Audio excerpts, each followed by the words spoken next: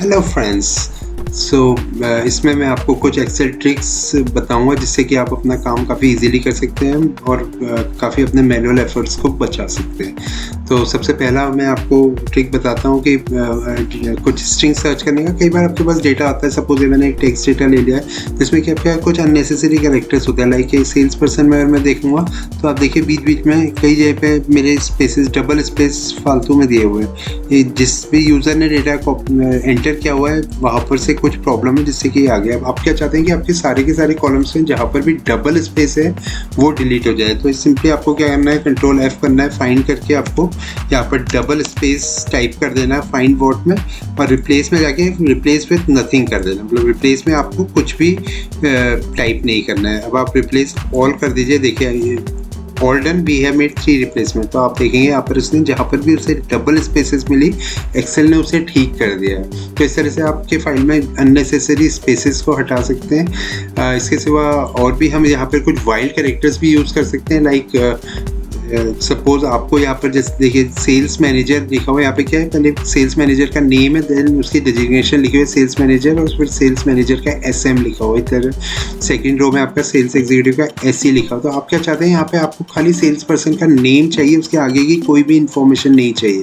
तो आप यहाँ पे आप डेटा को सेलेक्ट करके कंट्रोल F कर सकते हैं। अब यहाँ पर आप क्या कर सकते हैं, आपको क्या करना है कि जहाँ पर से भी ब्रैकेट स्टार्ट हो रहा है आपने यहाँ पे ब्रैकेट दे दिया, उसके आगे का आपको सारा डेटा डिलीट करना है। तो आप ब्रैकेट के बाद एक स्टार दे दीजिए, इट मीन्स कि ब्रैकेट और उसके आगे का सारा डेटा, और रिप्लेस में जाके आप रिप्लेस विथ नथिंग कर दीजिए।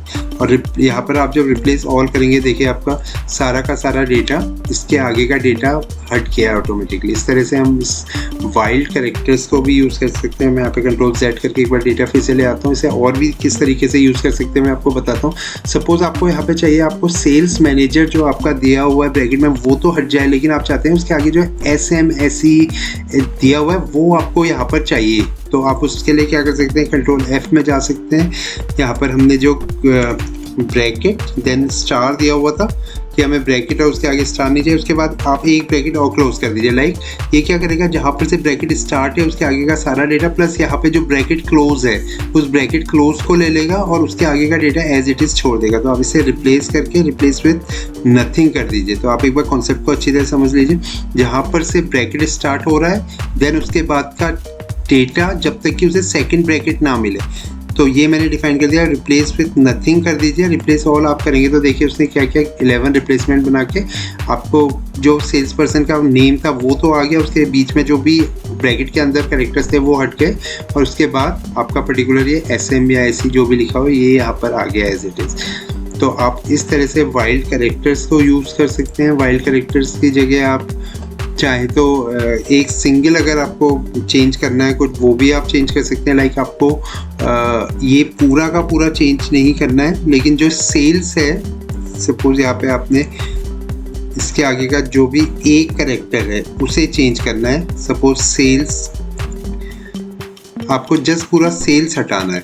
तो आप क्या करेंगे, सेल्स में आपके 5 कैरेक्टर्स हैं तो आप यहाँ पे 5 वाइल्ड कैरेक्टर्स डाल दीजिए सेल्स, और एक आपका स्पेस है तो आपने ये कर दिया, रिप्लेस विथ नथिंग कर दिया। तो आप रिप्लेस ऑल करेंगे तो देखिए उसने क्या किया, हैरी यहाँ पे मैनेजर ले लिया। इसे आप थोड़ा सा रिफाइन करने के लिए एक चीज़ और कर सकते हैं, कंट्रोल F में लाइए। आप इस पूरे के पूरे डेटा को आप रिप्लेस कर सकते हैं एक ब्रैकेट से। तो अब क्या होगा, मैनेजर जो है ब्रैकेट के अंदर ही रहेगा।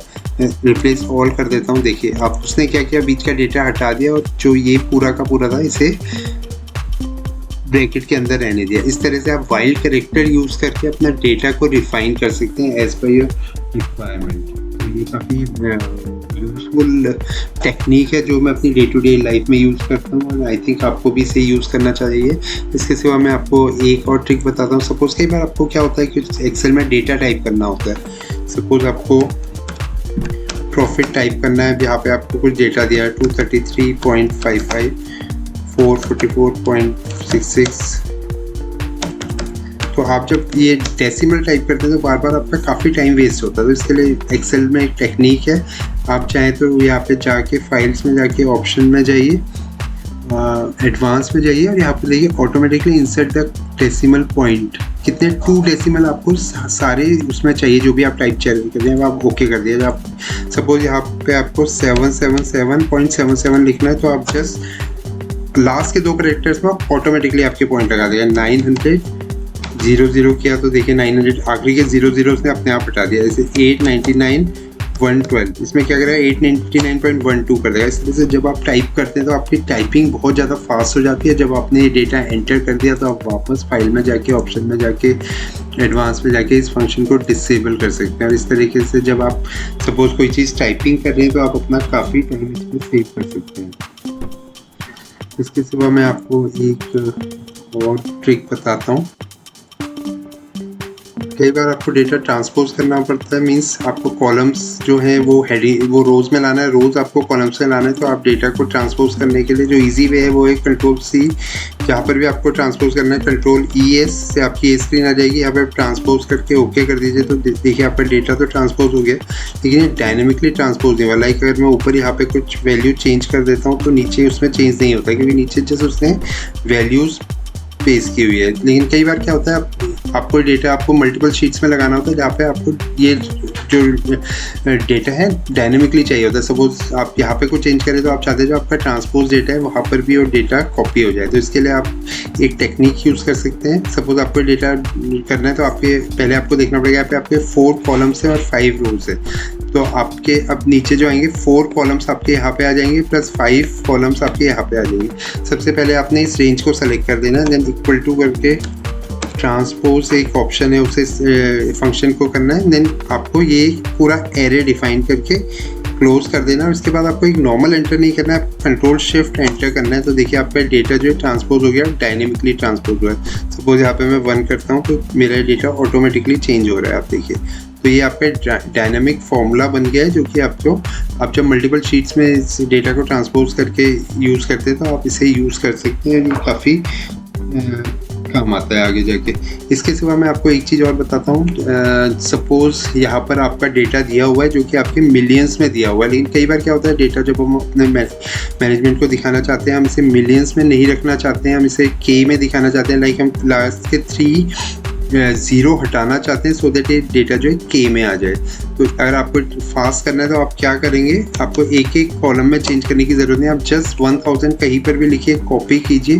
अब इस डेटा को सेलेक्ट करके Ctrl+ES से आप ये पेस्ट स्पेशल स्क्रीन में आ जाइए और यहाँ पे डिवाइड का ऑप्शन है, आप डिवाइड करके ओके करेंगे तो ये क्या होगा, सारी की सारी वैल्यूज़ ये जो 1000 है इससे डिवाइड हो जाएगी।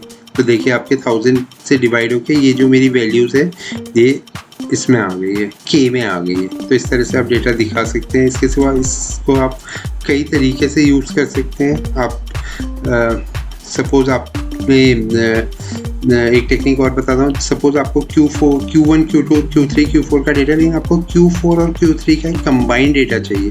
इसके लिए आप क्या करेंगे, यहाँ पे करेंगे एक सम लगाएंगे और इन दोनों को सम कर देंगे इस तरह से। लेकिन ये एक लंबा काम है, अगर आपको ये इतनी सारी अपनी मेहनत बचानी है तो आप सिंपली क्या कर सकते हैं, इस डेटा को आप कॉपी कीजिए, ऊपर आइए Ctrl+ES में आके एक ऐड का ऑप्शन होता है, ऐड करके आप ओके कर दीजिए। तो देखिए आपका ये जो डेटा है ऑटोमेटिकली इसमें ऐड हो गया। इस तरह से आप Q1, Q3 को अगर यहाँ पे Q2 में करना चाहते हैं तो आप इसी तरह ऐड में जाके ऐड कर सकते हैं। और टोटल आपको सारे के सारे क्वार्टर का एक साथ चाहिए तो यहाँ पे आप ऐड करके देख सकते हैं। इस तरह से आप फास्ट वे में डेटा को ऐड कर सकते हैं।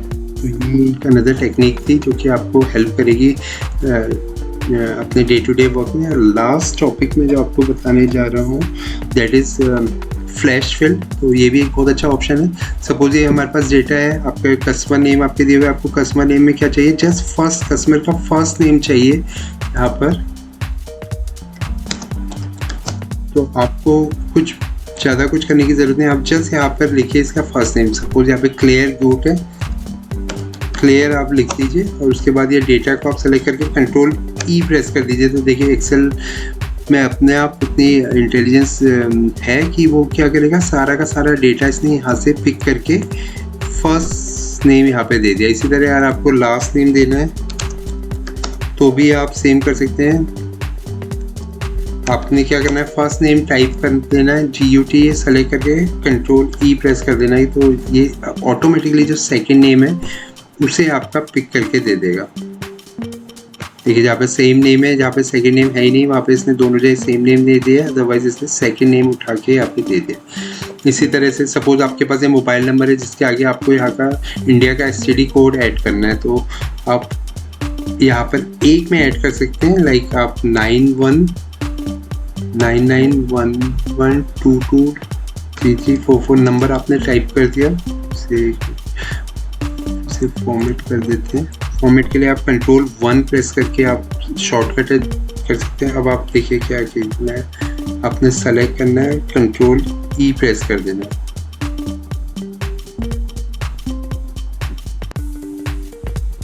इस तरह से आप फ्लैश फिल को यूज़ करके अपना डेटा बड़ी ही आसानी से सेग्रीगेट कर सकते हैं, डेटा फिल्टर कर सकते हैं, डेटा को क्लीन अप कर सकते हैं। तो आई होप आपको वीडियो पसंद आया होगा।